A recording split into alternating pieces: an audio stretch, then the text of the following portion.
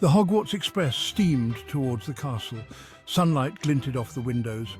Inside, excitement filled the air. A new school year was beginning. The familiar scent of pumpkin pasties and chocolate frogs filled the train. Laughter echoed through the carriages. Hogwarts was home, and after a long summer, it was ready to welcome its students back. Among the students were familiar faces.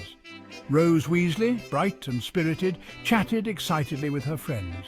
Scorpius Malfoy, his platinum blonde hair gleaming, sat with his companions, a thoughtful look on his face. And then there was Albus Potter, his brow furrowed in thought. The weight of his family legacy rested heavily on his shoulders. Albus clutched his wand, a nervous flutter in his stomach. He was starting his first year at Hogwarts. Like his father before him, he yearned to prove himself, to make his mark on the world. But a part of him couldn't shake off a feeling of unease. The feast in the Great Hall was magnificent. Floating candles illuminated the enchanted ceiling, making it look like the night sky. Delicious aromas wafted from laden tables, promising a feast for the senses, yet Albus couldn't shake off the strange feeling that had been dogging him. Something wasn't right.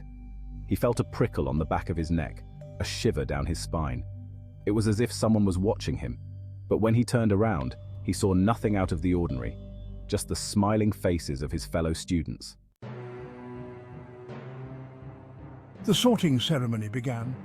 One by one, the first years were called to wear the ancient hat. It would determine their houses for the year. When Albus's name was called, a hush fell over the hall. Everyone waited with bated breath. The hat was placed on his head. Moments stretched into an eternity. Then the hat shouted, "Gryffindor!" A cheer erupted from the Gryffindor table. Albus felt a surge of relief. He had been sorted into his father's house, but the unease lingered at the edge of his joy. It had been defaced, but something was different. It was an old tapestry depicting a scene from Hogwarts' history. One afternoon, while exploring a deserted corridor with Rose and Scorpius, Albus stumbled upon something peculiar. Symbols that sent shivers down their spines. Students spoke in hushed tones of symbols appearing in odd places. Whispers of strange occurrences began to circulate in the corridors. As days turned into weeks, Albus couldn't ignore the feeling that something was amiss. Look at this, it's been defaced. Who would do something like this? I've never seen anything like it. The mystery deepened as they stared at the altered tapestry, feeling a chill run down their spines. A cold dread settled over the three friends.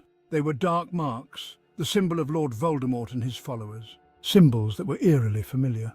Scrawled across its faded surface were strange symbols. Albus, Rose and Scorpius stared at the tapestry in horror.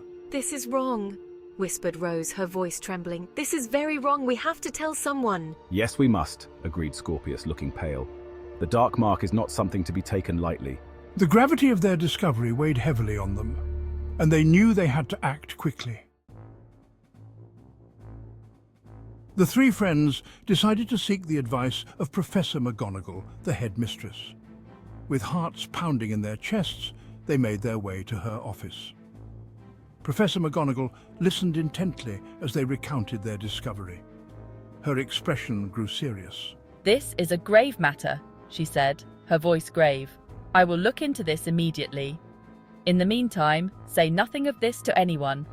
We don't want to cause unnecessary panic." Albus, Rose and Scorpius nodded, understanding the seriousness of the situation.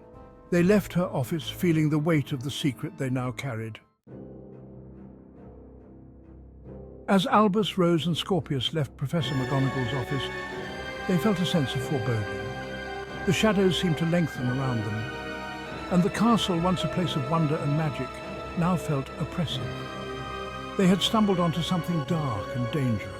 The return of the dark mark could only mean one thing. Evil was lurking. We need to be careful.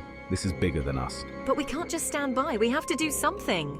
Agreed. We have to find out what's going on. And so, Albus, Rose and Scorpius were about to face a challenge greater than they could have ever imagined. Their journey had just begun,